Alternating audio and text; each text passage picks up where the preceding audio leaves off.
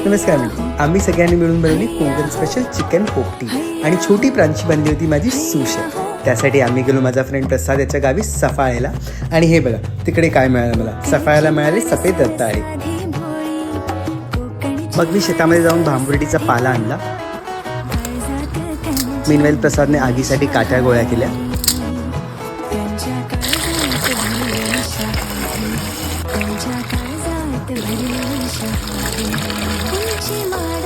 काम करायला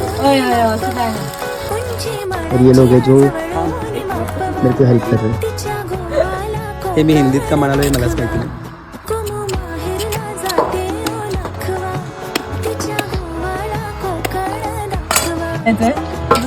आता सॉल्ट मी टाकतो. सॉल्ट तू जिंजर गार्लिक पेस्ट टाक. सगळी टाकायची आहे. नाही थोडी?